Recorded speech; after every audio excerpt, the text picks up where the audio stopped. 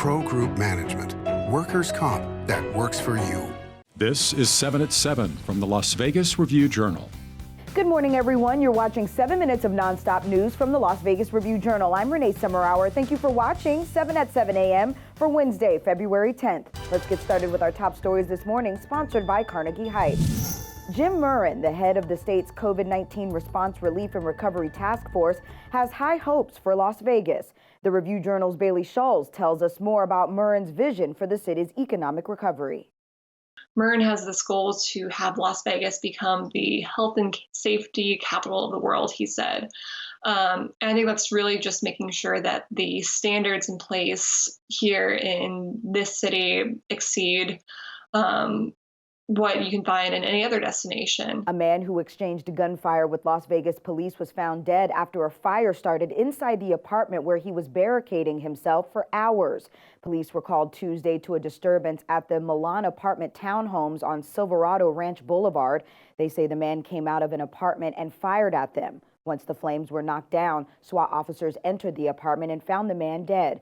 The cause of his death is not determined. In honor of National Pizza Day, County Commissioner Tick Segerblom teamed up with Pizza Stoned to make a special delivery. The commissioner helped bring 20 pies Tuesday evening to the Shannon West Homeless Youth Center on Flamingo Road. It doesn't get any better than this. Shannon West is a really prominent and well-known and successful location for homeless youth.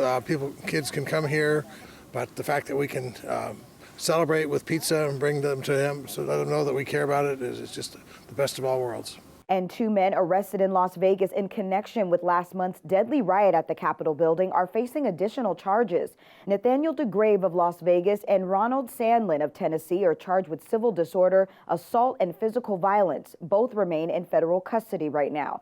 Sandlin is accused of trying to pull the helmet off of a police officer during the riot. Today is the anniversary of a dark day in Las Vegas history. Review-Journal videographer Michael Quine has more. 40 years ago, on February 10, 1981, a fire raced through the upper floors of the Las Vegas Hilton. The fire kills 8 and injures more than 200 others. The blaze rekindles memories of the deadly MGM Grand Fire less than 3 months earlier.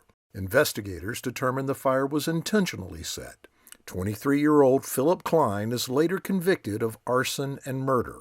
Prosecutors push for the death penalty, but Klein is sentenced to 8 consecutive life terms without parole. Some believe Klein set the fire so he could look like a hero. Others believed he was a serial arsonist who was responsible for recent fires in other hotels, including the deadly MGM Grand Fire that killed 87. Now let's take a look at our local weather, sponsored by Michael Gaughan's South Point Hotel, Casino and Spa.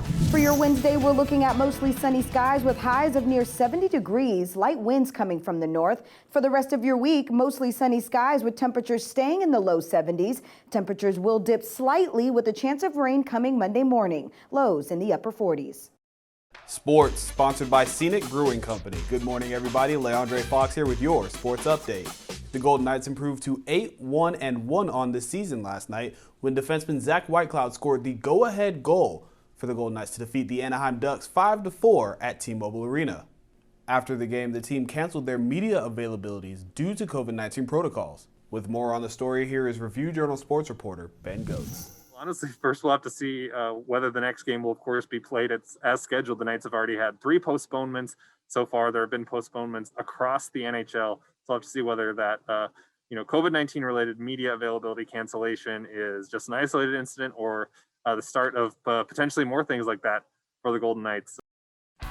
With this sports betting update, I'm Cassie Soto. Now that football season is officially over, bettors can turn their full attention to basketball and hockey. Here are some of the top games on tap for Wednesday. In the NBA, the Los Angeles Lakers host the Oklahoma City Thunder for the second straight game after earning a 119-112 win in overtime Monday. There was no line on the game yet because of the injury status of Lakers star Anthony Davis. In the NHL, the Montreal Canadiens are minus 115 home favorites over the Toronto Maple Leafs in a battle of the top 2 teams in the North Division. In your health news, sponsored by 4M Dental, love your smile. Local veterans are finally able to get their COVID vaccines. Jen Ah tells us how and what you need to know. Good morning, Jen.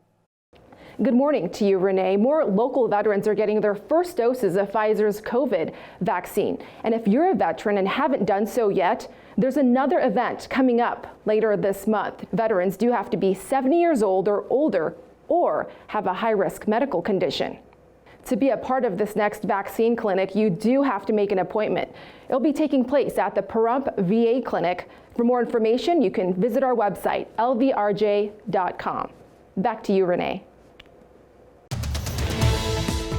In your business news, sponsored by the Vegas Chamber, city officials and Cox Communication cut the ribbon Tuesday on an innovation lab on the campus of the historic Westside School on Washington Avenue. The lab at the Strong Future Technology Training Center is designed to expand access to technology. It was made possible by a $25,000 donation from Cox to the Mayor's Fund for Las Vegas Life. In your lifestyle news, sponsored by Las Vegas Motor Speedway, a penthouse near the Strip would set a Las Vegas Valley record if sold at its listing price. The 45th floor home on the top of the Martin on the west side of the Interstate 15 is on the market for $18 million. The current record of $12.5 million was set in 2019 by Phil Malouf's rooftop condo at the Palms. In your entertainment news, whether you've given someone your heart or you've had your heart broken, the Red Rock Bake Shop has something for you. It's the Heartbreaker Box, a large chocolate heart that you smash with a hammer to reveal the sweet treats inside. The boxes are available in dark or white chocolate, and each one comes with a small mallet to smash and open. Well, that's all for today's 7 at 7 a.m. I'm Renee Summerhour. We know that you're busy, so we've built a newscast to fit your life, and we bring it all to you weekdays at 7 a.m. and 7 p.m. at lvrj.com and on your RJ mobile app. You can also find us on Roku, YouTube, and so much more. We hope you'll join us again this evening for 7 at 7 p.m. Thank you for joining us. Review Journal Studio, sponsored by Adam Kuttner. Get the maximum settlement as quickly as possible. This 7 at 7 update, sponsored by Pro Group Management. You're watching 7 at 7 from the Las Vegas Review Journal.